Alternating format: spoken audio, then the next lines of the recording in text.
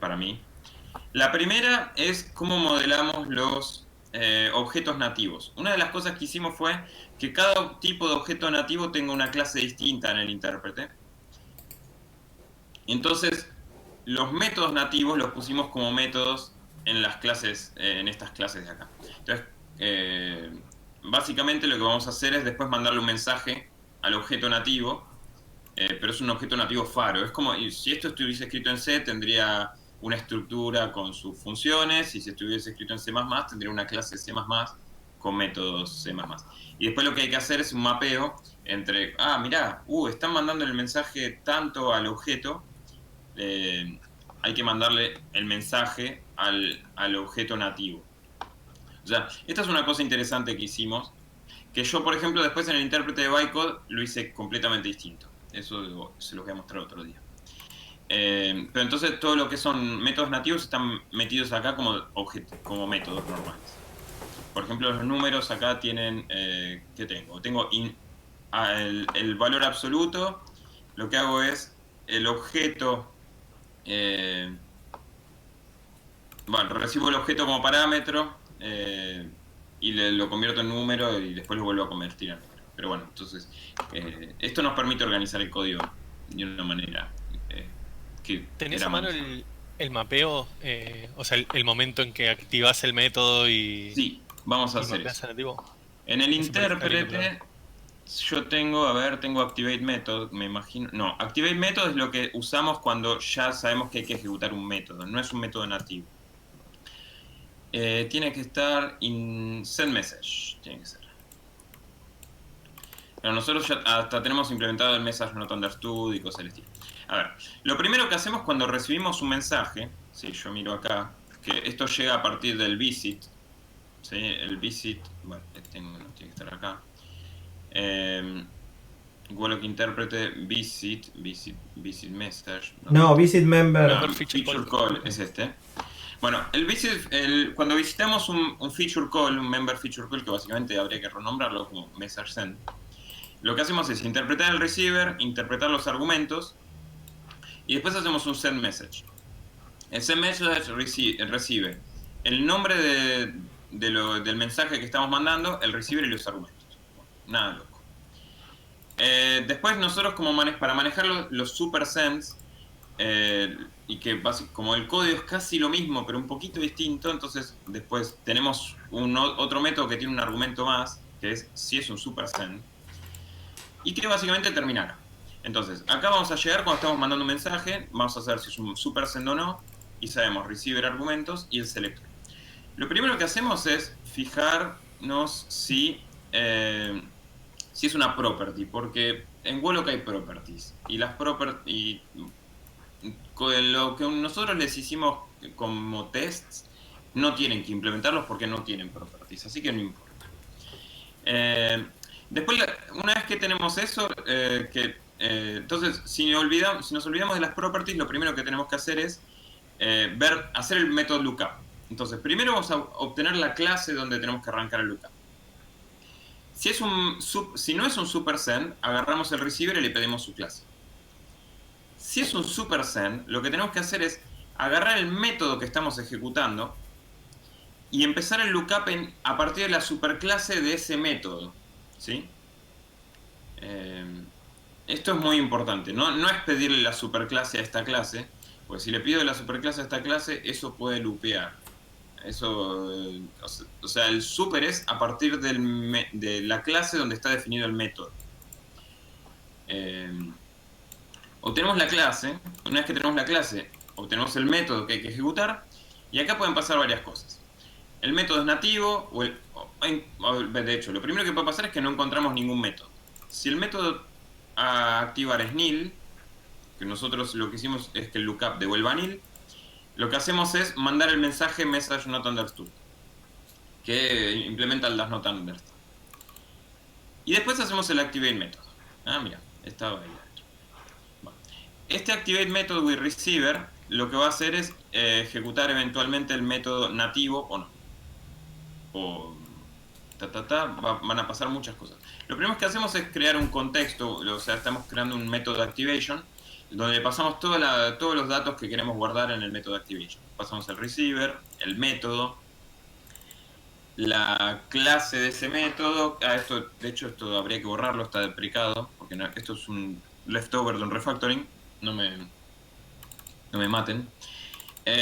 Y después, una vez que creamos la activación de método para este método, agarramos y le decimos al método ejecutate. Y acá vamos a tener distintas implementaciones. Porque acá lo que podemos tener es un método que se va a ejecutar o un constructor que se va a ejecutar de una manera distinta. De hecho, estos constructores habría que borrarlos ahora, porque esto es para la versión vieja de Wolock, que tenía constructores. Y después, si no, tenemos los tests. Los tests se interpretan de manera distinta. No, lo que nos importa es esto. Cuando vamos a interpretar un método, lo que hacemos es nos fijamos si el método es nativo o no. Si es nativo, vamos a activate primitive method. Básicamente, si es nativo o no, eso está marcado en el AST. Hay un token que dice, soy nativo, ¿sí? Y entonces acá lo que vamos a hacer es, vamos a agarrar, bueno, acá hay un chequeo, este chequeo no tiene sentido, porque de hecho ya lo chequeamos antes, no podríamos llegar acá si no es nativo. Entonces, lo primero que hacemos es obtener el objeto nativo, es decir, vamos a buscar la clase que corresponde a partir de la clase del receiver y el nombre del método que estamos buscando. Entonces, ¿qué hace esto? O sea, yo sabiendo que esto, ¿cuál es la clase del receiver? Porque creamos una Wolock list o una Wolock Sarlanga. Lo que hacemos es, yo tengo esta Wolock class que si yo, no. No es eso. No, para. Entonces, tengo acá la Wolock class es Wolock class. Y después yo le digo, buscame el objeto nativo para este método. Esto lo implementaste vos, Pablo, yo no me acuerdo exactamente. Esto es una implementación simplemente recursiva, donde tenemos una lista de métodos y si encuentro un método que tenga el mismo nombre de lo que estoy buscando, devuelvo native object. Pablo, ¿puedes explicar esto? Pablo se fue. Ahí volví. Porque el tema es así. Lo que hace esto es que cada clase tiene el native object si existiera. Lo que hace básicamente en Faro, en la implementación, es buscar si hay una clase que se llame como el nombre fully qualified de... ¿Ahí dónde estabas, Guille? ¿Volvió atrás? Sí, perdón. Hice clic de más y... La implementación de... No, esa no. En la implementación... O sea... cuando... Esto se vería mejor en un inspector, pero no importa. Cada clase de Wolock conoce si tiene asociada un objeto nativo. Si tiene una clase Faro nativa que tenga los métodos nativos. Entonces, se resuelve. Y ahí se resuelve en el resolve binding. Clase, Ese resolve binding using se ejecuta cuando, digamos, se crea este objeto Wolock class. Cuando la primera vez que se instancia un objeto de esta clase.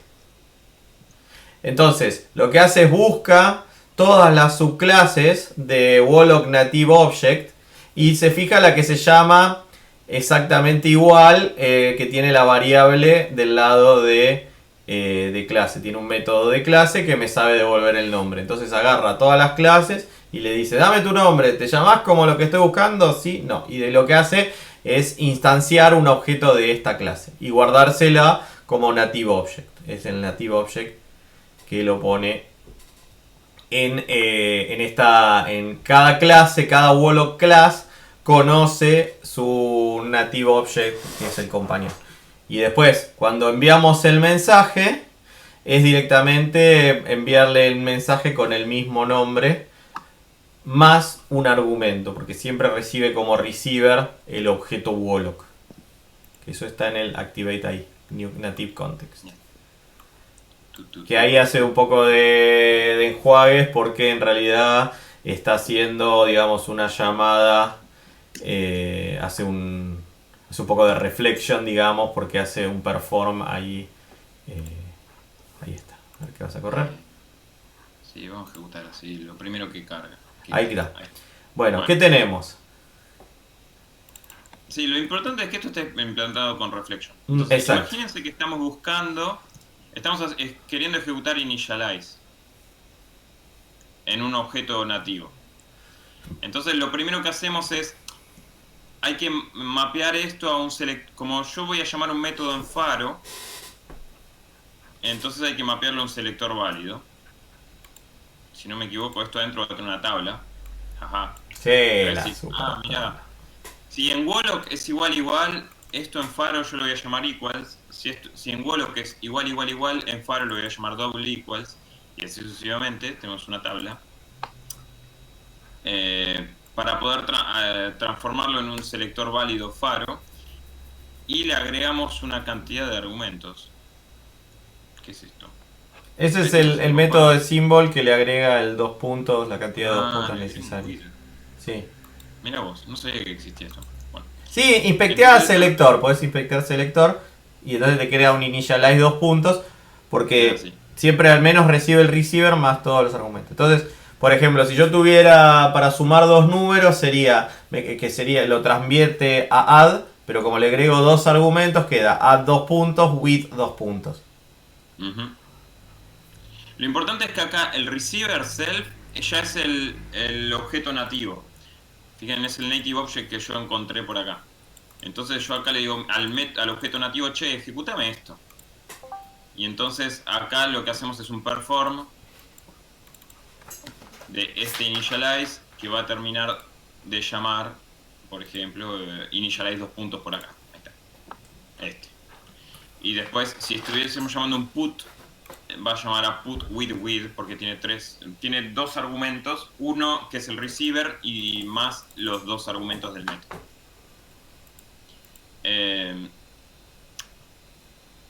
Básicamente usamos reflection para hacer el mangling entre ambos mundos, para hacer el pasamanos entre ambos mundos, porque si no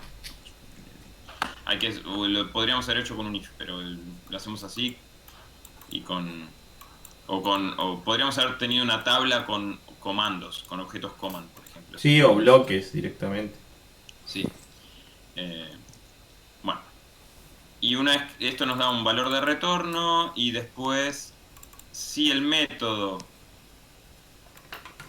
valor de retorno es el objeto mismo, devolvemos void, y si no, devolvemos el valor de retorno. Bueno. Eso es una cuestión muy cosa. Que a veces hay que devolver void, y void es un objeto. Esa es una cosa, no sé si hay... O sea, lo importante, a veces hay algunas cosas que están medias chanchas, porque también lo codeamos a la noche mientras Alessandro está durmiendo, que es mi hijo. Pero bueno, no sé si... La idea es, tenemos cada objetos nativos que están representados como clases, y después le mandamos un mensaje normal usando reflection. Podría haber sido otra cosa en vez de reflection,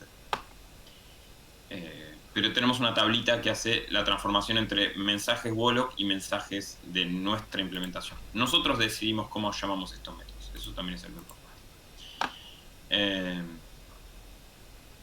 ¿Qué más? Bueno, después está la implementación de excepciones. Podemos ver el try, por ejemplo.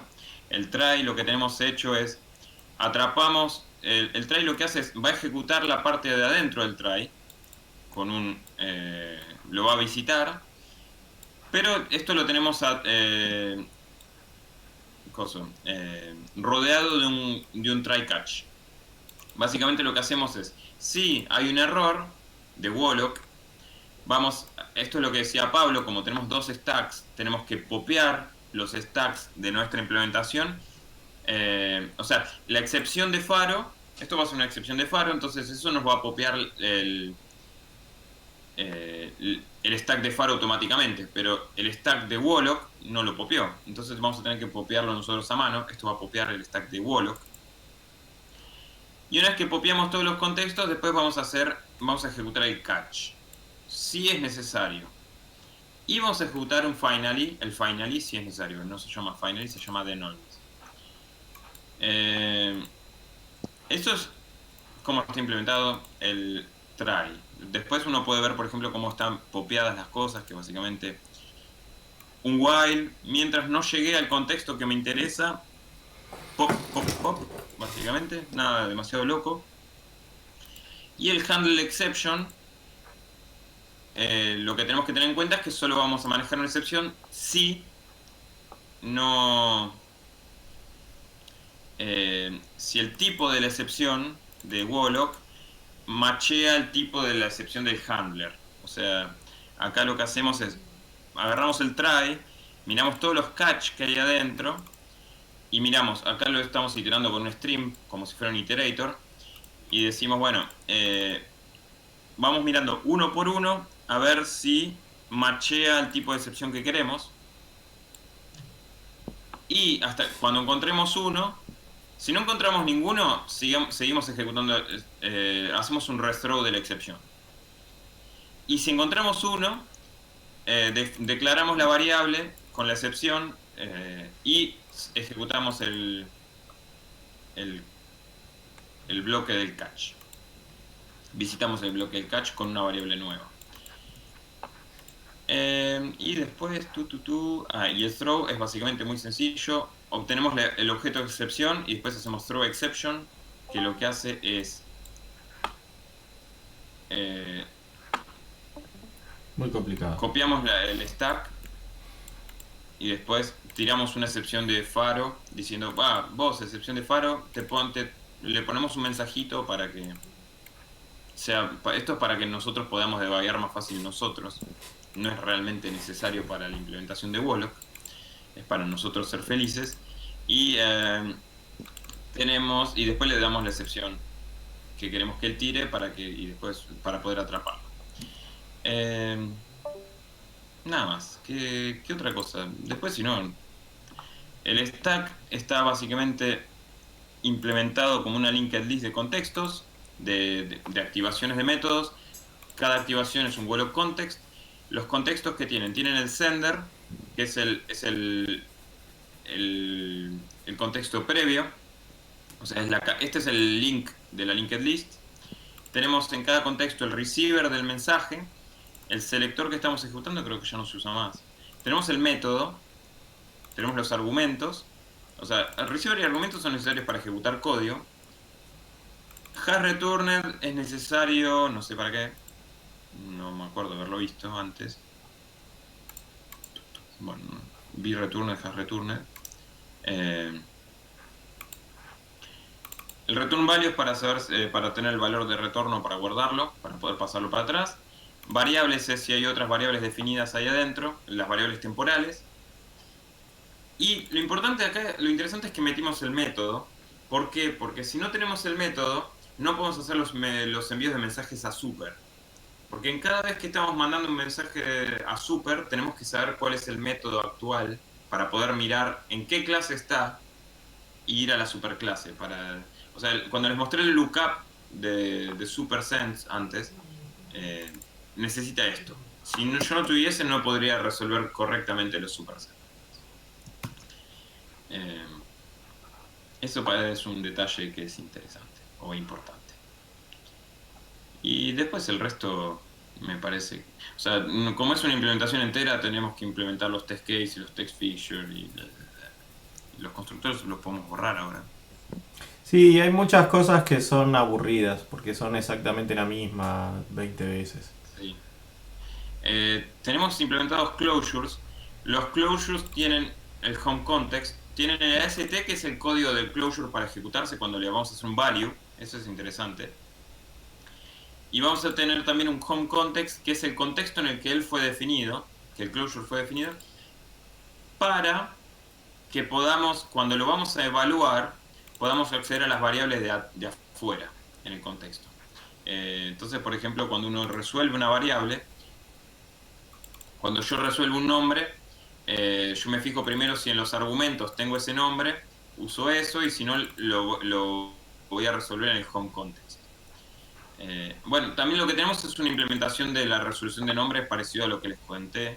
O sea, acá por ejemplo el closure, como es una clausura léxica, entiende resolve, y después los contextos deberían también, entienden resolve, o sea, donde lo vamos a buscar o en los argumentos del método, de la ejecución del método, o lo buscamos en las variables temporales, y si no lo pedimos al receiver, el receiver va a ser un Walloc object, me parece, que tiene resolve, y donde básicamente le pide a la clase, resolveme este nombre en esta instancia.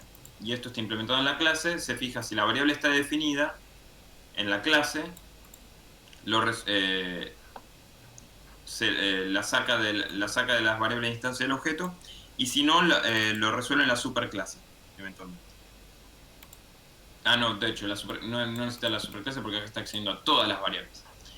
Y si no, hace un self-resolve porque va a terminar en la... Es una Walloc class. ¿La Walloc class de quién hereda? La Walloc class hereda de runtime element, que entiende resolve y que se lo pide al parent por defecto. Entonces, o sea, básicamente esto tiene una cadenita y el parent de una clase va a ser potencialmente un Walloc package, si no me equivoco, Sí. que entiende resolve, jaja. ¿Dónde lo va a buscar? En los imports, por ejemplo, o en las variables de clase. Podemos tener variables globales y del estilo. O sea, tenemos esa implementación de resolución de nombres con scopes parecida a lo que les contamos. Sí, que no agrega, o sea, que no agrega nada más que tener más niveles en la cadenita. Porque la parte interesante que nos pareció a nosotros es tener, digamos, esta idea de tener distintos niveles que se encadenan de distintas formas. Tener 2 niveles o 17 no agrega demasiada complejidad.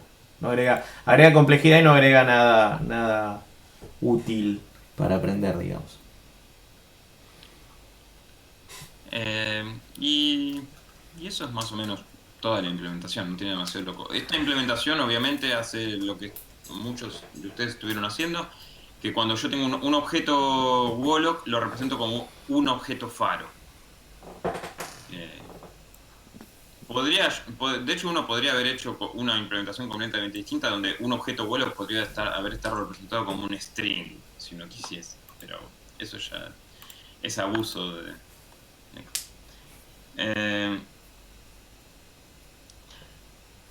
Nada, no sé si tienen preguntas y si no yo diría que separémonos y vamos pasando y nada.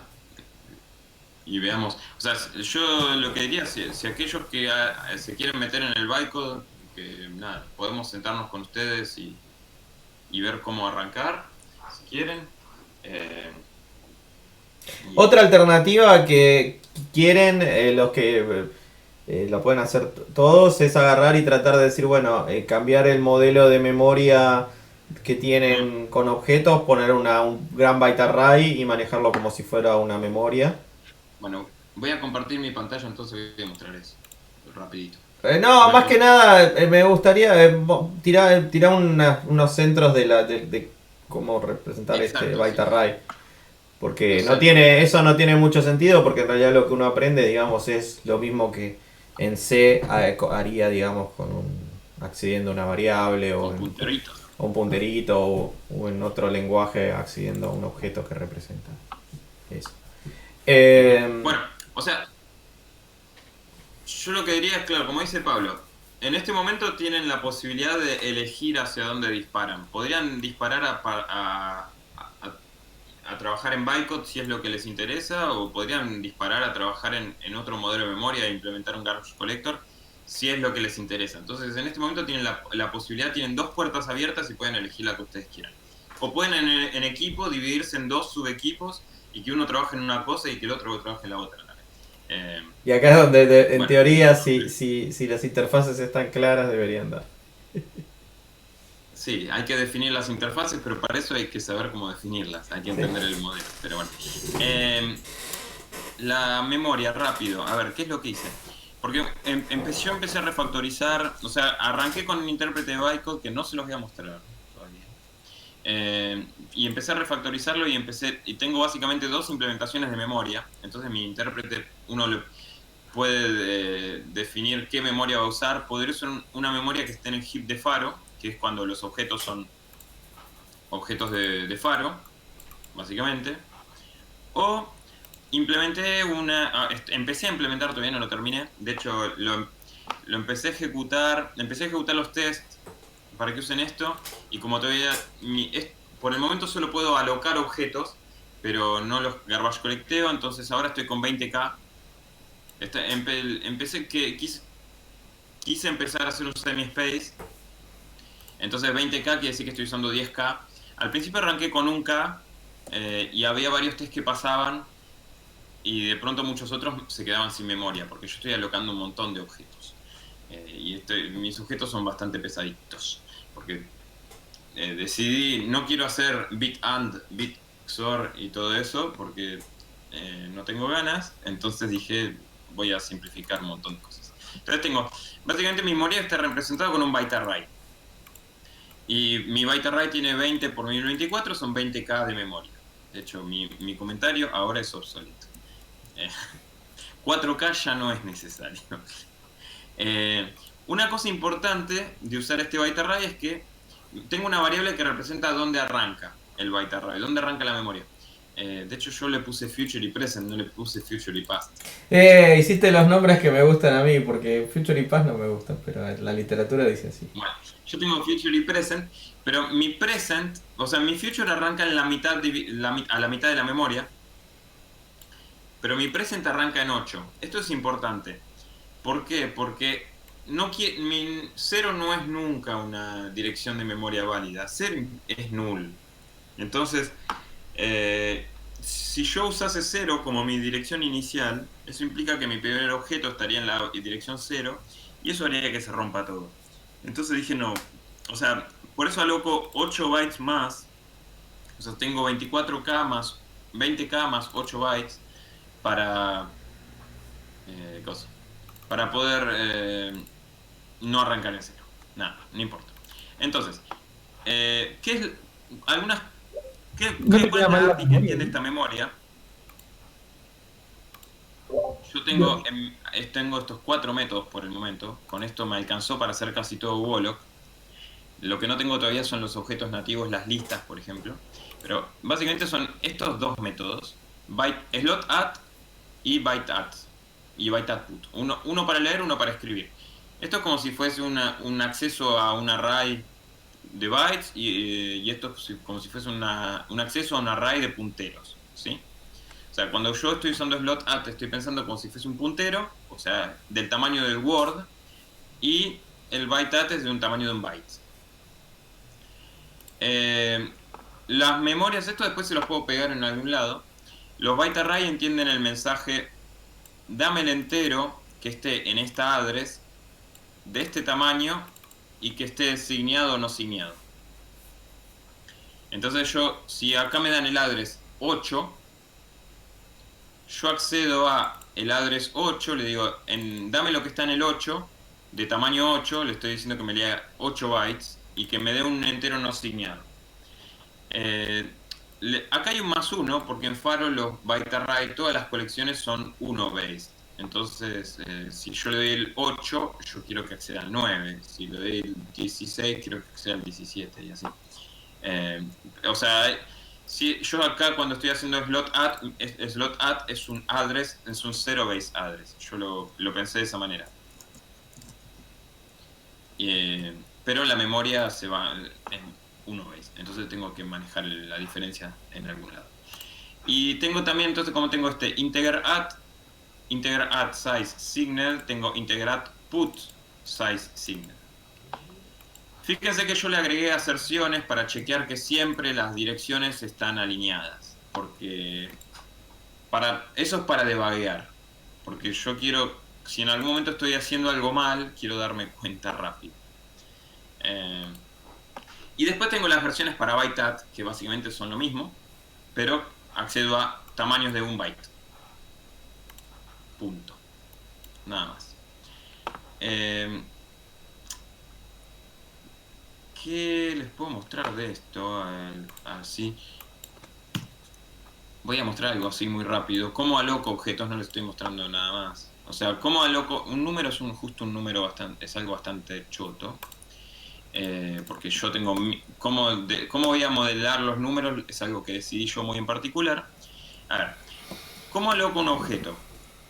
Yo, en este caso, lo que hago es, tengo un método que es alocar un objeto con tantos slots. Slots son cantidad de words, entonces yo le pido a la clase cuántos slots tiene la clase y más 2. Porque 2 es la cantidad de slots que yo voy a ponerle de metadata. Porque yo dije la metadata es cada cosa de metadata que le voy a meter un slot aparte. El primer slot o sea, lo primero que yo voy a encontrar en el objeto, en la dirección del objeto, es un índice en la tabla de clases. Tengo una tabla de clases. Los que encuentro después es el identity hash del objeto, porque en Wolof los objetos también tienen un hash.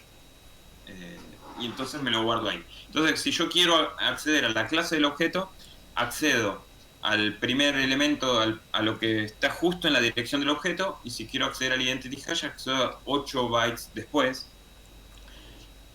Y después lo que hago es, como estoy instanciando una clase, lo que hago es todo el resto de los slots, o sea, entre el segundo y el cantidad de slots más 2, o sea, si esto tuviese 5 slots, sería del 2 al 7, lo que voy a ponerle es null. Los instancio con null. Porque Wolof funciona así. Si Wolof no funciona así, haría otra cosa. El byteadd lo estoy usando para los strings, porque los strings por el momento los estoy encodeando, los estoy guardando como los bytes del string encodeado en UTF-8. Esto es una posibilidad, esto simplemente porque no implementé los accesos a caracteres en Wolof. No sé si en Wolof existe poder acceder a un carácter. Pero si, en el caso que uno pueda acceder a un carácter de un string, esta implementación no me serviría. Porque no hay mapping 1 a 1 necesariamente entre un byte y un carácter. Pero eso no, Wolof no accedes al carácter. Te da un string de un carácter cuando querés pedir uno solo. Está bien, bueno, pero eso quiere decir que uno tiene que poder acceder a un carácter. Y entonces esta implementación se me va a quedar corta la manta. No puedo encodear los strings como UTF-8, debería poner caracteres adentro. Y vas a tener que desencodearlo en la primitiva para contar los caracteres. Bueno, sí, eso quiere decir que acceder a caracteres sería... Es re costoso, sí, bueno. pero bueno. Pero es ahí es una decisión, digamos, de diseño que impacta por otro lado. Que quizás no va a impactar en el tamaño de la memoria o en el costo, pero después como esto se puede usar en una primitiva, va a ser costosísimo. Claro. Pero bueno, ¿cómo me guardo un string? Un string tiene la clase, es muy parecido al otro, tiene la clase y el identity hash, pero además me voy a guardar el tamaño de la cantidad de elementos del string. Fíjense que para un objeto normal yo no necesitaba el tamaño, porque el tamaño está en la clase, entonces no lo necesitaba. Pero para el string lo voy a necesitar porque cada string va a tener un tamaño distinto. Nótese también que en Wolof no hay arrays, entonces no es necesario tener algo genérico. Simplemente entonces me tomé la licencia de ser vago. De hecho esto lo implementé el otro día a las 11 de la noche. Así que bueno, estaba en modo vago. Entonces necesito tres slots de base. El índice de la clase, el hash, el tamaño. Voy a ponerlo cada uno en un Word. Y después lo que voy a hacer voy a hacer algo como lo de Faro.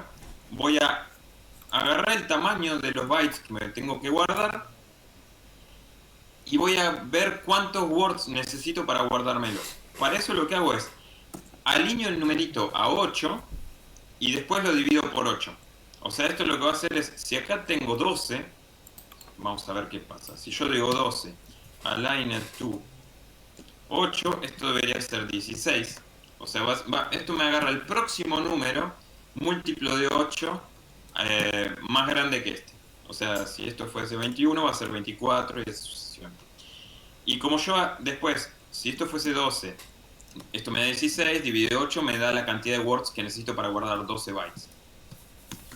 Que me da 2. Esto es la división entera, o sea, me da la división exacta. Esto podría darme número flotante, no importa. Entonces acá me guardo cuántos words necesito. O sea, eso quiere decir que al final voy a tener una especie de padding, pero no me importa porque total tengo el tamaño exacto guardadito también. Así que nunca debería exceder el padding. El padding no me importa. Y después lo que hago es itero todo el array, itero todos los bytes del string encodeado y me voy guardando todos los bytes usando byte output en la dirección correcta. Nada, eso básicamente con estas dos, o sea, haciendo un byte array y haciendo estas primitivas integer output que ahora se las voy a meter en algún lado en el chat, deberían poder implementar una memoria y deberían poder iterar la memoria y hacer todo lo que ustedes quieran. Obviamente, a partir del momento en que hacen algo de esto, están como si estuviesen en la suya en C. O sea, tienen memoria y adentro de la memoria hay numeritos y debuguear esa memoria depende de ustedes. Y les deseo mucha suerte.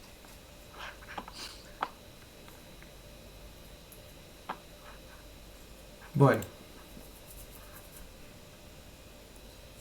Así que si quieren, no sé, pasamos a los canales y cada uno a su sala y cada equipito a su sala y bueno, los dejamos jugar.